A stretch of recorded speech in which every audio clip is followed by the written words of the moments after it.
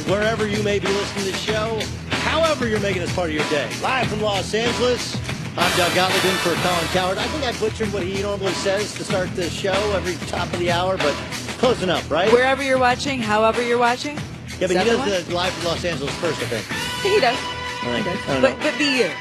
We have 3 more days to get it right. That's Holly Saunders, who's in for Christine Leahy. I'm Doug Gottlieb, in for Colin Cowherd, who's tweeting photos high above Las Vegas, at some point high above Utah. Mm-hmm. Anyway. Do we have his address out? You tease you were giving that out now. We do not have his address out yet. We can maybe post it later on. Proceeds to charity. Don't worry, later Colin. on in the week if we never want to work for the network ever again.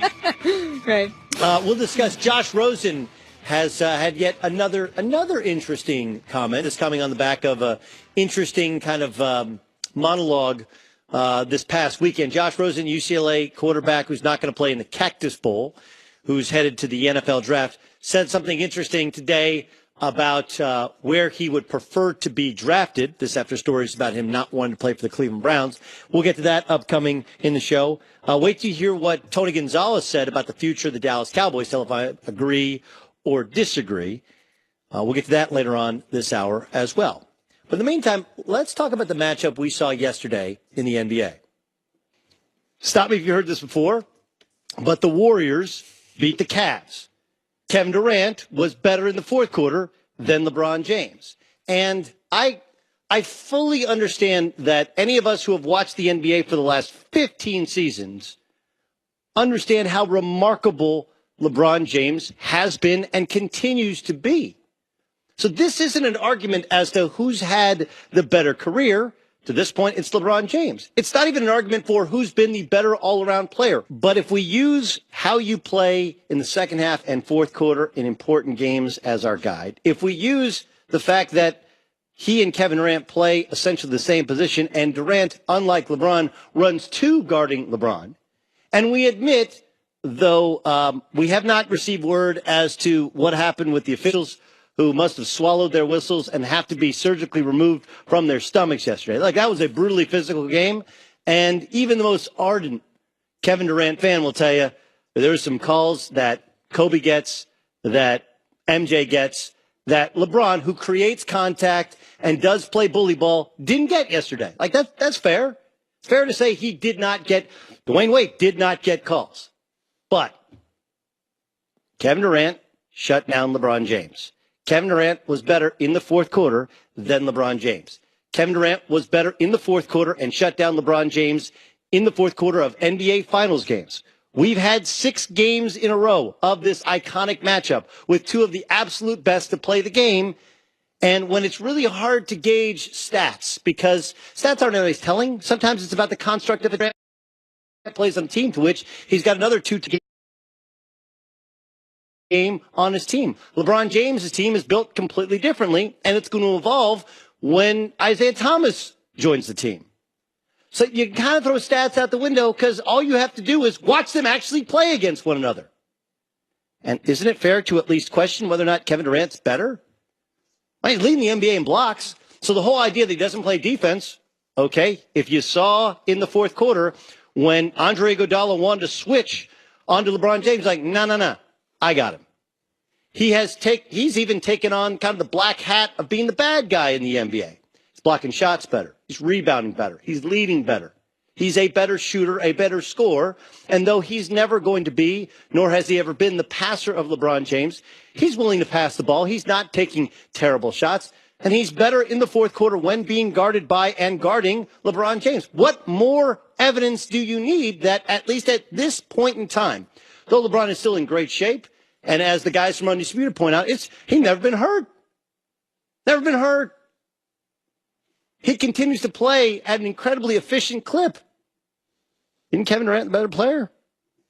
Why can't we admit that sometimes there is a newer model that improves on the old model? And if anything, if you actually want to draw a parallel, his game, Durant, his game is more like MJ. He's led the league in scoring 4 times. He was a guy who couldn't get over the hump in terms of getting back to the finals. Obviously, he had to join the Warriors in order to do so, but once he did and he got to the finals, he was the finals MVP. Jordan broke his foot early in his career. Kevin Durant broke his foot in his career. And Jordan, like Durant, was not the overall versatile defender of a LeBron James. LeBron can guard positions 1 through 5. Well, there's not one position to which he'll put you on lock. But Durant can guard the other team's best player, and that's what Michael Jordan would do. And if you want to draw the Jordan parallels even more clear, if you go back and remember, do you guys remember Jordan's last game as the Chicago Bull against the Utah Jazz? Everybody remembers the jump shot over Brian Russell, right? Remember how he got the jump shot? Stole the ball. Got away with what some others would be called for a foul. Kevin Durant is probably the only one who doesn't get called for a foul in that situation yesterday.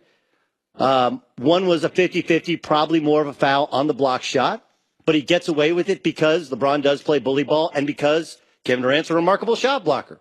I also think there's kind of a realness to him, even though when Kevin Durant brings up Twitter and tries to dismiss Twitter, it's the same Kevin Durant who defended himself with fake Twitter handles on Twitter.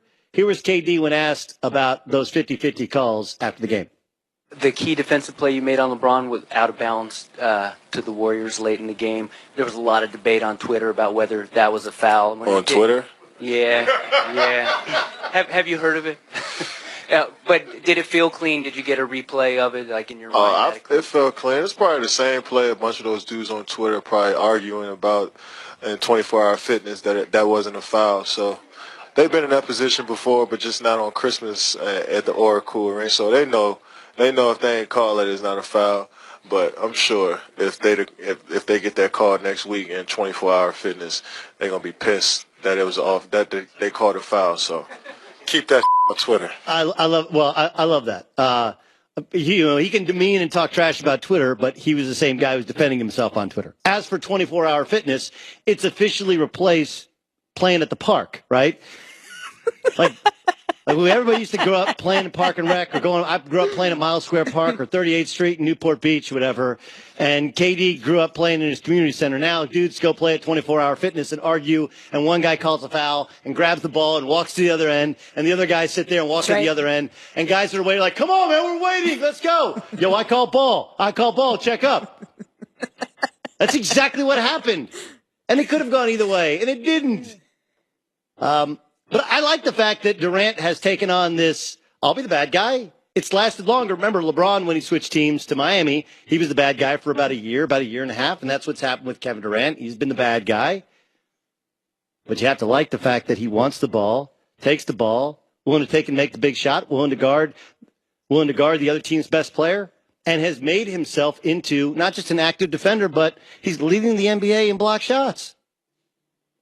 So you can dismiss him because he joined the Warriors and they already had 2 players, but it's also safe to say that it's a really smart decision because it shows you just how talented he is, that because of how the Warriors are built, there's no Andre Robertson, so you're not playing 4-on-5 on offense.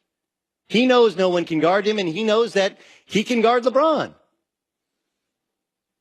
And if you want to use stats, that's fine. But the stats that generally matter, what do you do in the fourth quarter?